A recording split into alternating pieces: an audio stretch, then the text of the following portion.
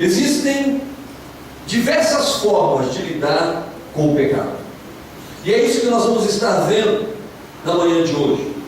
Não há dúvidas de que todos pecaram, falamos isso, aliás, é uma das coisas que temos falado muito na igreja. Todos pecaram. Não há como você escapar da realidade do pecado. Mas há maneiras diferentes de você lidar com o pecado. A diferença é como as pessoas se comportam ou respondem aos seus próprios pecados. Baseado nisso, nós vamos estudar a história de Saul e a história de Davi, porque eles falam muito sobre como lidar com o pecado. Um tratou com o pecado da maneira errada, outro tratou com o pecado da maneira certa. Mas olha só, os dois foram os primeiros reis de Israel. Ambos eram homens humildes. Saul era humilde, Davi era humilde. Ambos vieram de famílias relativamente simples de Israel. Foram fiéis quando escolhidos. Os dois atenderam ao chamado. Ambos reinaram bem no princípio. Os dois estavam caminhando bem. Os dois estavam fazendo a coisa certa no início. Mas chegou um momento que ambos pecaram. E a diferença entre Saul e Davi foi a reação que eles tiveram quando confrontados pelo pecado. Quando confrontados pelo pecado, aí se revelou quem era um e quem era o outro, como um agiu e como o outro agiu. Então vamos ver em primeiro lugar Saul. Em 1 Samuel capítulo 15 narra o momento em que ele falhou.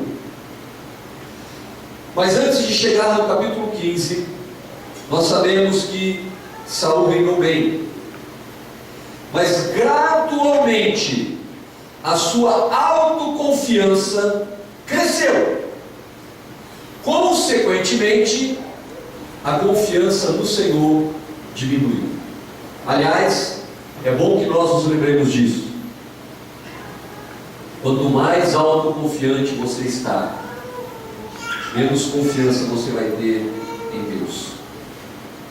1 Samuel capítulo 15, o Senhor ordena a Saul e o seu exército que destruam completamente todos os amalequitas. Isso tem a ver com uma guerra que houve entre Israel e os amalequitas. Você se lembra da história de Moisés, quando ele enviou Josué, e havia uma orientação de Deus que quando as mãos de Moisés estivessem levantadas, o exército de Israel venceria, e se as mãos de Moisés se baixassem, o exército de Israel perderia. E aí ele teve que duas pessoas segurarem as suas mãos para que pudessem se manter levantadas, e com isso Israel, sob a liderança de Josué, vencesse os seus inimigos. Pois bem, este inimigo eram os amalequitas. Este povo era o povo de Amaleque. E lá em Êxodo capítulo 17, versículo 14, diz assim: então disse o Senhor a Moisés: escreve isto em memória no livro, e relata-o aos ouvidos de Josué, que eu totalmente hei de riscar a memória de Amaleque de debaixo dos céus. Havia uma palavra, havia uma orientação, havia uma instrução de que seria riscado da memória tudo acerca de Amaleque. É óbvio que Saul sabia disso. É óbvio que a orientação de Samuel tinha sido clara. Deus ordenou que os amalequitas fossem exterminados. Nada deveria ser poupado. Em vez disso, Saul poupou o rei e o melhor dos animais, e agindo assim ele pecou. Aí Deus disse a Samuel que fosse falar com Saul, que estava erigindo um monumento a si mesmo. Que bênção, hein? Ele ganhou a guerra, foi lá, agora vou levantar um altar a mim, em memória a mim, para eu mesmo. E aí veio a palavra do Senhor, 1 Samuel capítulo 15, versículos 10 a 12, veio a palavra do Senhor a Samuel dizendo: arrependo-me de haver posto a Saul como rei, porque deixou de me seguir e não cumpriu as minhas palavras. Então Samuel se contristou, e toda noite clamou ao Senhor, e madrugou Samuel para encontrar a Saul pela manhã, e anunciou-se a Samuel, dizendo: já chegou Saul ao Carmelo, e eis que levantou para si uma coluna. Então, voltando, passou e desceu a Gilgal. Então esse é o relato.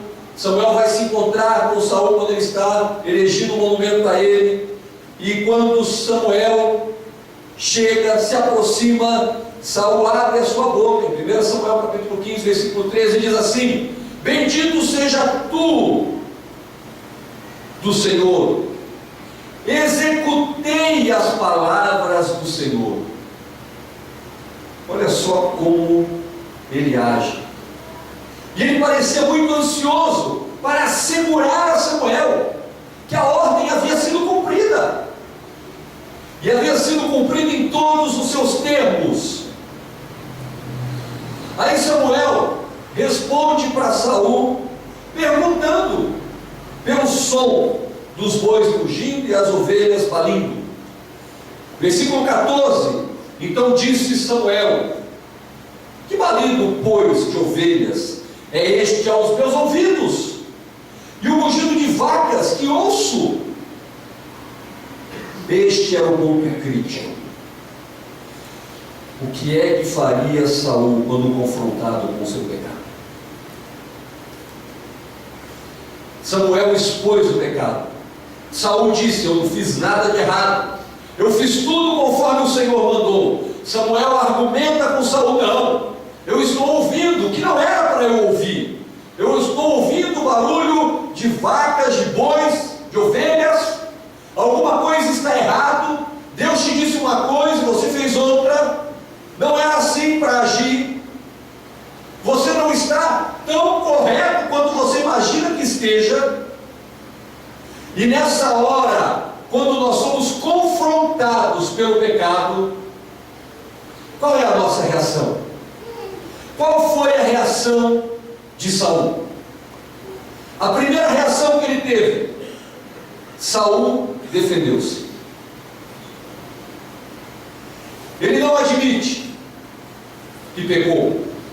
Ele diz assim no versículo 15: de Amaleque as trouxeram, porque o povo comprou o melhor das ovelhas, das vacas, para oferecer ao Senhor teu Deus. Teu Deus, Samuel, a gente até fez um favor para você. Já trouxemos o melhor do gado, já trouxemos o melhor das ovelhas, para que fosse oferecida ao teu Deus, mas o resto nós destruímos totalmente. A primeira reação quando nós não queremos admitir que pecamos é nos defender. Mas não foi bem assim. Não foi desse jeito. Olha, a intenção foi a melhor possível. Eu quis fazer do jeito certo, ou melhor, eu fiz de um jeito ainda melhor. Eu surpreendi o Senhor, Deus, porque Ele me mandou fazer de um jeito e eu fiz melhor ainda. Olha só, as ovelhas, o gado, já está todo prontinho, é os melhores, não precisa nem fazer uma avaliação para ver se eles estão em bom estado. É assim que agimos quando não admitimos o pecado, quando somos confrontados. Nós nos defendemos, nós ficamos arrumando justificativas para defender o que fizemos. Por quê? Por que é que insistimos tanto em defendermos quando estamos errados?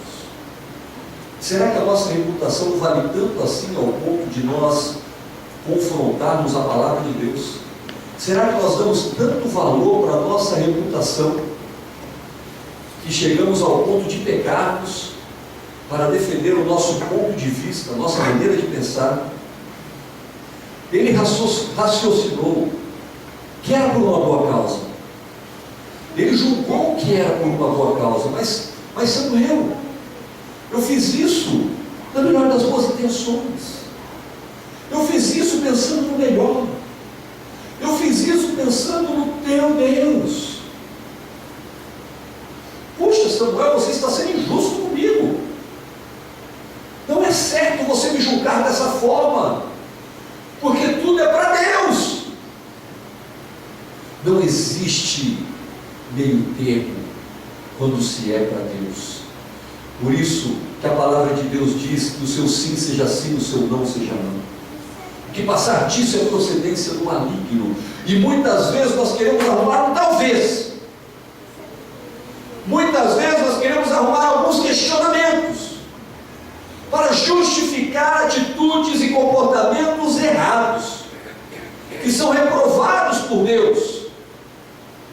E aí a gente se defende. Meu irmão, aprenda uma coisa: defender-se é a pior coisa que o cristão pode fazer.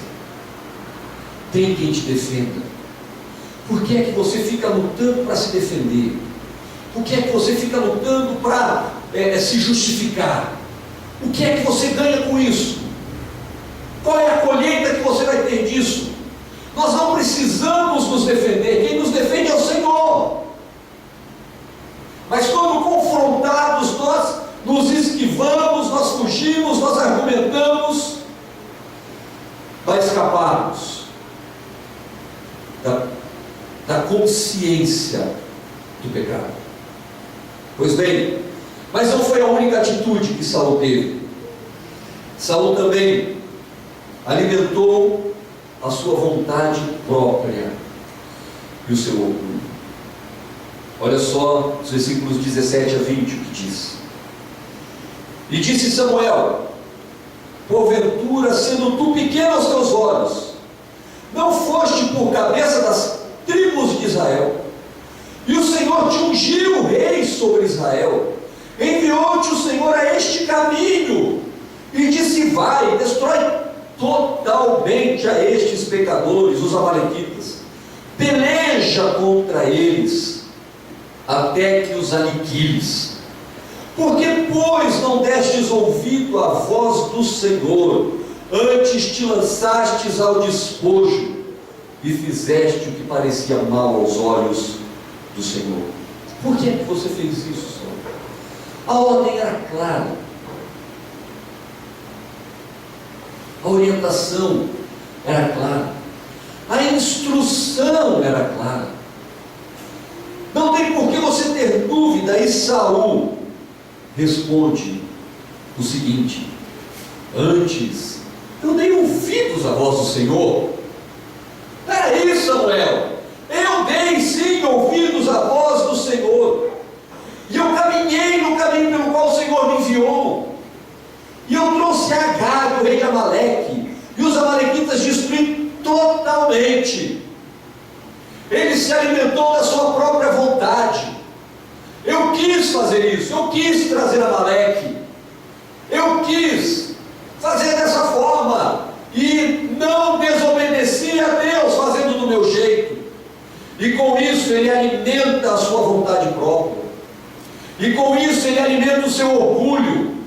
Eu fiz e eu não estava errado. É isso que ele está dizendo. Ele admite que fez, mas não admite que erra. Que situação, a situação de Saul. Mas muitas vezes nos encontramos exatamente desse jeito. E a nossa defesa, assim como a defesa de Saul, é uma defesa frágil. Porque nós não cedemos, mas nós fazemos a nossa própria vontade.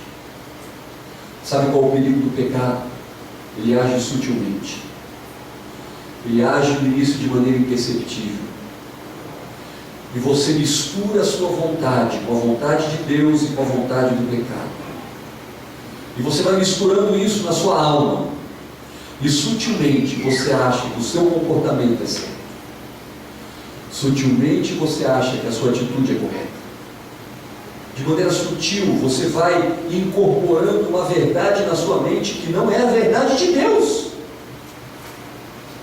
E você começa a admitir que você está certo, quando na verdade você está errado. Olha o perigo do pecado. Nós muitas vezes nos alimentamos da nossa vontade própria. O orgulho fala mais alto. Nós não admitimos. Não, eu fiz o certo. Eu tenho certeza que eu fiz da maneira certa. Você está sendo confrontado, o seu pecado está sendo exposto, você está sendo claramente confrontado por Deus, mas você tem certeza que você está fazendo a coisa certa. Você tem certeza de que não é tão ruim assim. Você tem certeza de que a sua vontade está afinada com a vontade de Deus. Mas isso é um grande engano. Sabe onde vai levar a sua vontade própria? Desculpa a sinceridade, mas vai levar para o inferno. Porque não é a nossa vontade que tem que prevalecer, mas é a vontade de Deus. Não é a vontade de Saul. Samuel, eu fiz sim o certo. É o que você pensa. Então, as consequências virão. Mas essa é a escolha. Ele não admitia a reprovação de Samuel ao seu ato. Poderia ser uma oportunidade para o arrependimento, para levar Saul a se humilhar e a se arrepender, mas não foi o que aconteceu. Pelo contrário, Saul endureceu o seu coração. Ele continuou reafirmando as suas desculpas. Como como Samuel continuou insistindo com ele. No versículo 21, ele arruma a terceira atitude que ele tem. Ele transfere. O Anderson gosta muito dessa frase, né? Uma frase célebre, de autoria dele próprio.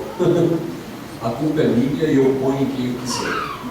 Infelizmente, a gente faz isso. A gente brinca com isso, mas no fundo, é o que a gente faz. Depois de ser confrontado, primeiro ele fala do povo de uma maneira mais assim, suave. Agora, no versículo 21, ele diz assim: mas o povo tomou o despojo das ovelhas e das vacas, e o melhor do interdito, para oferecer ao Senhor teu Deus em Gilgal. Agora é o povo. Agora não é mais eu. Não fui eu que cometi o pecado. Agora é o povo. Ele se esqueceu que ele era rei. Ele se esqueceu que a ordem dele tinha que ser cumprida. Mas como ele estava sendo cercado por Samuel, o que ele faz? Foi o povo. Já descobri o problema. O problema é o povo. Eu já descobri a razão da minha tristeza. Eu já descobri a razão das minhas frustrações. Eu já descobri até por que eu perdi o emprego. É por causa do outro. O outro tem feito mal para mim. Então, a culpa é do outro. É óbvio que não é minha. É esse povo. Aliás, essa situação é algo que vem de longa data. Do Éden. Foi a mulher que tu me deste. O problema está na mulher. E desde então, o homem aprendeu com uma habilidade impressionante a pôr a culpa no outro. A criança nasce, ela tem lá 1 ano de idade, ela faz uma coisa errada e ela culpa quem? Todo mundo. Mas não admite a sua culpa. Engraçado, porque ninguém ensinou isso para a criança. Ninguém chegou para uma criancinha de 1 ano e falou assim: ó, quando você errar, você foge, dá no pé. Você passa a culpa para outro, o cachorro, pulgar para o irmão mais velho, né, que é um prazer enorme dos irmãos mais novos, né, por a culpa em outro, de qualquer jeito. Ninguém ensina, mas se aprende. E quando você chega na fase adulta, quando você imagina que você desaprendeu, não, aí você está extremamente afiado, você está melhor do que nunca. A sua capacidade por culpa do outro está assim tão afiada, que você já se convence plenamente que todos os problemas do mundo não são seus, nenhum. Saul tentou se esquivar, não deu, a culpa é do povo. É o povo que está. Eles queriam Samuel, eles acharam aquela vaquinha bonita, ficaram com dó da vaca, ficaram com dó do rei, coitado do rei. Então a gente trouxe aqui, e muitas vezes nós estamos achando desculpas, nós estamos transferindo a culpa. Aí não tem jeito, só que ele está numa encruzilhada, porque ele tentou de tudo, mas não conseguiu se encilhar. Aí o que ele faz? Tá bom, Samuel, tá bom, é o que você quer? Versículo 30, tá bom, é o que você quer ouvir? Você está querendo ouvir isso de mim? Então tá bom, eu pequei. Agora honra-me. Que cara de pau. Ele está pedindo perdão porque ele precisa estar diante do povo. Samuel precisa estar do lado dele, e ele sabe que se ele não pedir perdão, Samuel não vai compactuar com aquilo.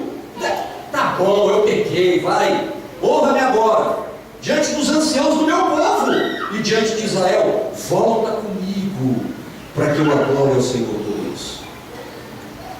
Olha, Samuel, tá, vamos parar com essa conversa, está me enchendo, está me cansando, falar de pecado me cansa. Aliás, a gente costuma dizer, sexta-feira a gente está até conversando sobre isso, que falar sobre pecado na igreja espanta o povo, né? Ao invés de trazer o povo para a igreja, espanta. Então falar sobre pecado é um problema para nós pastores. Por quê? Porque o povo não gosta, é óbvio que não. Gosta de ouvir. Eu estou lendo um livro que fala, que está mostrando numa certa fase lá das profecias sobre o Brasil.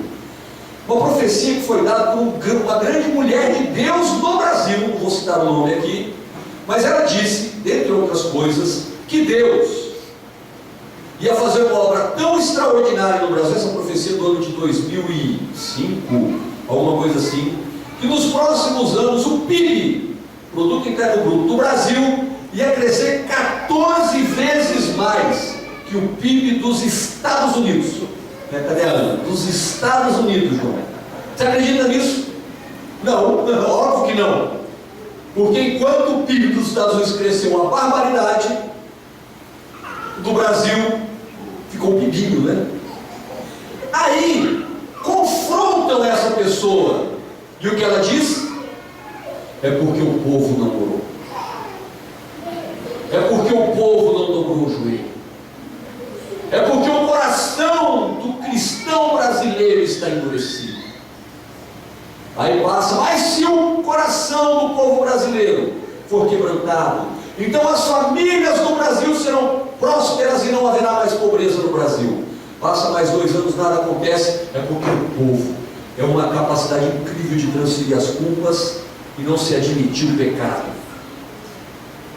E quando se admite, é apenas para você ter o que você quer.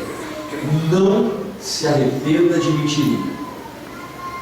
Porque diferente de achar que você vai ter o que você quer, você vai ter exatamente o contrário, o que você não quer. O resultado do coração impenitente de Saul. E se você ler Romanos capítulo 2, versículo 5, você vai ver que está escrito assim: mas segundo a tua dureza e o teu coração impenitente, entesouras ira para ti, no dia da ira e da manifestação do juízo de Deus. O seu coração duro, o seu coração impenitente está juntando na sua vida ira cada vez maior no dia do julgamento. Você imagina a quantidade de ira que vai se juntar se o seu coração for duro e impenitente. Sabe o que acontece com Saul? Deus afastou o seu espírito de Saul, e o espírito mau entrou nele. Daí em diante, a vida de Saul foi torturada e arruinada pela culpa. Ele se tornou paranoico, suspeitando do seu genro Davi, tramou matá-lo. Isso está em Samuel, 1 Samuel capítulo 20, versículos 30 a 33. Assassinou 85 sacerdotes de Deus, 1 Samuel capítulo 22. Consultou uma feiticeira, 1 Samuel 28. E finalmente se suicidou, se matou, 1 Samuel capítulo 31. Essa é a consequência de quem não se arrepende. Saul demonstra o que acontece de uma maneira muito explícita. Uma pessoa que se recusa a confessar e a arrepender-se dos seus pecados. Guarde essa frase: a culpa leva à insanidade, e a culpa vem pela falta de arrependimento.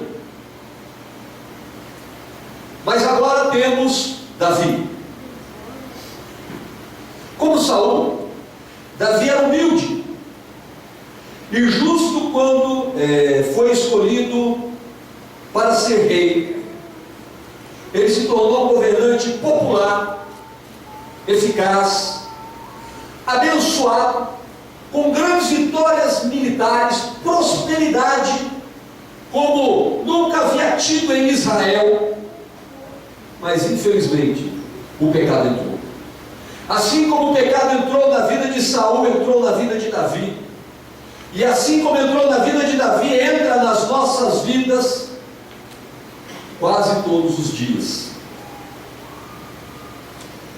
Davi viu Betseba, mulher de um vizinho, enquanto ela se banhava, inflamado pela cobiça. Ele indagou a respeito dela, soube que ela era esposa de um dos seus mais condecorados soldados. Convidou-a ao palácio e cometeu adultério.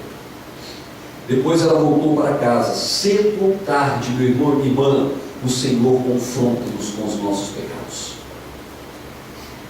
Entenda isso: cedo ou tarde você será confrontado com os seus pecados. Betseba engravidou. Mandou avisar Davi: rei, eu estou grávida. Ao invés de admitir o seu pecado, ao invés de reconhecer e se humilhar, ele tem uma ideia mirabolante. Engraçado, porque quando nós pecamos, nós temos ideias mirabolantes. Como nós somos criativos para nos livrar do pecado, ou da culpa do pecado, né? A gente tem uma criatividade incrível, impressionante. A gente inventa ideias que a gente jamais inventaria em situações normais para se ver livre do pecado. Aí ele chama Urias. Se eu chamar Urias e ele ficar uns dias com ela, vai ficar tudo normal, porque ele vai achar que o bebê é dele, vai ficar tudo na boa, eu vou continuar reinando na boa, e vai tudo ser esquecido. A gente pensa assim, né? Mas não é assim que acontece. Ele chamou Urias. Aí Urias, um homem condecorado, um homem correto, não foi para sua casa, ficou na porta do palácio. Aí Davi: que ideia mirabolante que eu vou ter agora. Preciso de outra ideia. Vou matar ele. Só um soldado, não vai morrer uma hora. Vou antecipar a morte dele. Foi lá e mandou uma carta pelas mãos do próprio Urias, que entregou para Joabe. E aí ele foi colocado numa emboscada que acabou morrendo. E aí Davi assumiu Betseba como esposa. Tudo certinho, né? Resolveu o seu problema. Acabou o pecado de Davi aí, porque ele resolveu. Ninguém desconfiou que ele que assassinou Urias indiretamente. Mas eu volto a dizer, meu irmão e minha irmã, a melhor coisa quando pecamos é admitir e nos arrepender. E Davi também não o fez. Assim como Saul, Davi não o fez. Em vez disso, ele tentou encobrir o seu pecado e fazer com que parecesse que nada de errado tivesse acontecido. Assim o Senhor tomou medidas mais fortes para levar Davi ao arrependimento. O profeta Natan vai até ele e o condena pelo seu pecado. Ele adverte a Davi que ele tinha cometido tanto adultério como assassinato. E falou para Davi as consequências que ele teria. A criança morreria, a espada nunca se afastaria da sua família, e as suas próprias concubinas seriam violadas à vista de todos. Essas eram as consequências para Davi. Até este ponto, até esse exato momento, Saul e Davi eram iguais. Não havia diferença entre um e outro. Um profeta foi enviado a cada um deles para condená-los do seu pecado. Ambos os profetas, Samuel e Natã, anunciaram um julgamento contra eles. Disseram o que iria acontecer contra eles. E aqui que a diferença entre os dois homens pode ser vista. Saul tentou desculpar-se e afastar-se da culpa, mas a postura de Davi foi diferente. Ele, em primeiro lugar, reconhece que pecou contra Deus. Quando ele é confrontado em 2 Samuel capítulo 12, versículo 13, ele diz assim: pequei contra o Senhor, contra ti somente o fiz, e fiz o que é mal perante os teus olhos. A mesma palavra em Salmo 51, ele vai dizer no versículo 3: porque eu conheço as minhas transgressões, e o meu pecado está sempre diante de mim. Ele não inventou desculpas. Quando ele foi confrontado, percebeu que não tinha para onde correr. Ele não manteve o orgulho por ser rei. Ele não fez prevalecer a vontade própria, e nem saiu culpando Betseba, nem Urias ou qualquer outra pessoa. Ele simplesmente reconheceu o seu pecado. Pequei, me perdoa, estou arrependido, pequei contra ti, Senhor.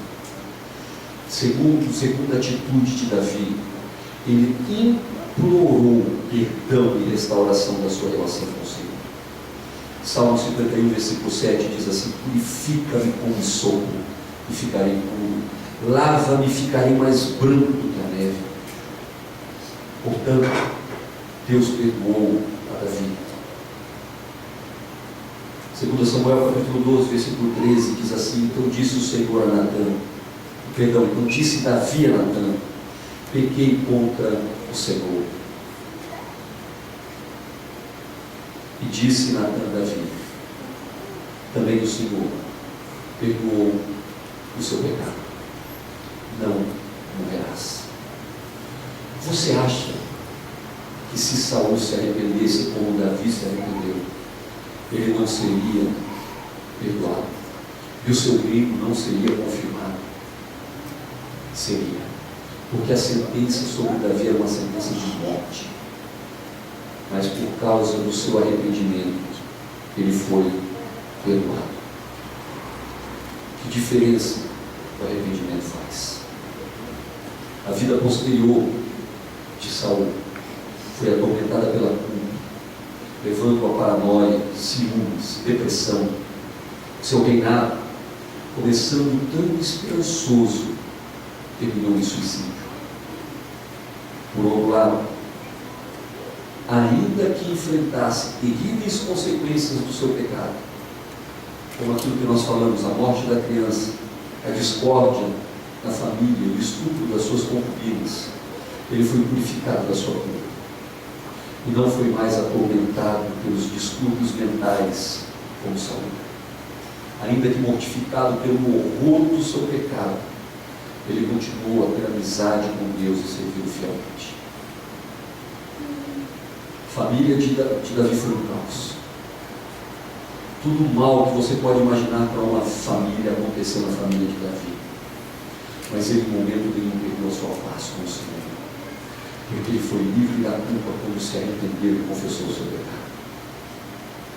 E com aplicação para as nossas vidas, eu gostaria de rapidamente, em algumas palavras, Lê o Salmo 32. Porque neste Salmo que nós vemos as meditações de Davi com respeito ao seu pecado.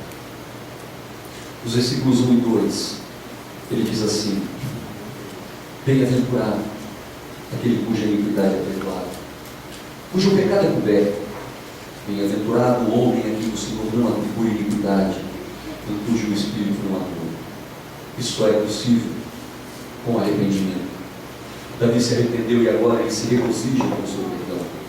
Ele se sente aliviado por ter sido limpo novamente.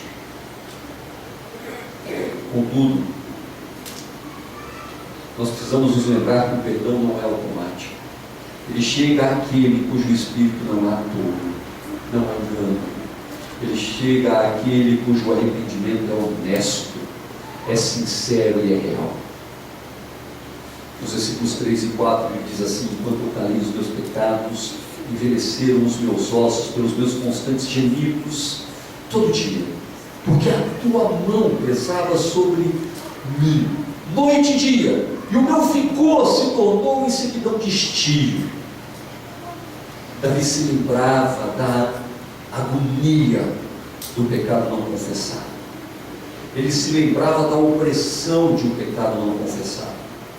A sua consciência não tinha descanso. A sua mente estava completamente atribulada. Ele se sentia esvaziado, exausto. Ainda que confessar o pecado seja duro, seja vergonhoso, seja difícil, uma recusa a aceitar a nossa responsabilidade é pior ainda. Nós precisamos compreender isso. Nós queremos mascarar o nosso pecado, mas isso é pior do que você escancarar o seu pecado e se arrepender. Por uma única razão: a culpa, ela tortura a nossa mente, ela tortura a nossa alma, ela oprime o nosso espírito. A culpa devassa as nossas vidas. Você sabe disso. Você deve conhecer alguém que está sendo massacrado pela culpa, porque não consegue se arrepender genuinamente. Versículo 5: confessei-te o meu pecado, a minha iniquidade não mais ocultei, e eu disse: confessarei ao Senhor as minhas transgressões, e tu perdoaste a iniquidade do meu pecado. Perdão, alívio, paz. Davi confessou. Foi como se a pressão da água por trás de uma represa e um grande reservatório fosse aliviada pela abertura de uma comporta. Saiu aquela opressão, saiu aquela pressão, saiu toda aquela angústia. E agora ele se sente em paz. O meu pecado foi perdoado. Versículo 7: tu és o meu esconderijo, tu me preservas da tribulação, me cercas com alegres cantos de livramento. Olha que coisa tremenda. Olha a confissão que ele acabou de fazer. Olha o que o perdão proporciona. De maneira admirável, é a mesma pessoa que escreveu que os ossos estavam envelhecendo há 3 versículos atrás. O mesmo Davi que estava sentindo uma opressão e os seus ossos estavam se envelhecendo agora, ele se sente cercado com alegres cantos de livramento. Perdão deve motivar-nos ao arrependimento, à confissão dos nossos pecados, ainda que seja difícil. E por fim, versículos 8 e 9: instruir-te-ei e te ensinarei o caminho que deves seguir, sobre as minhas asas, sobre as minhas vistas te darei conselho. E aí uma exortação final: não sejas como um cavalo ou como uma mula, sem entendimento, os quais com freio cabresco são dominados. De outra sorte não te obedeça. Sabe o que ele está dizendo aqui? Não seja teimoso. Porque o teimoso só anda para frente debaixo de corretada, só anda para frente com capricho, só anda para frente por trás de chicote. Mas eu não sei por que razão parece que o crente gosta disso. Parece que o cristão tem um mórbido prazer em apanhar. Apanhar das suas emoções, apanhar das suas angústias de alma, das suas montanhas russas. Montanha russa só é legal em parque de diversão. Para alguns, né? Para outros nem um parque é. Mas é impressionante como parece que nós acabamos gostando de montanha russa. Porque um dia estamos bem, um dia estamos mal, um dia estamos oprimidos, um dia estamos aliviados. E aí, há uma exortação do salmista: não seja como o cavalo ou a mula. Não sou eu que estou falando isso, é o salmista. Não vai ficar bravo comigo. Não estou chamando você nem de cavalo nem de mula. Mas o salmista está dizendo, Davi está dizendo: não seja assim, porque este só funciona no cabresto, este só funciona se pegar força, porque de outra maneira eles não vão obedecer. Entenda que eu te instruo, eu te ensino o caminho que você deve seguir, e sob as minhas vistas eu te darei conselho. Que maravilha, que coisa extraordinária a promessa de Deus para as nossas vidas. E é isso, meu irmão e irmã, que nós precisamos viver. É dessa maneira que nós precisamos viver, não de maneira teimosa, não como mulas ou cavalos, mas como alguém que está debaixo das vistas do Senhor.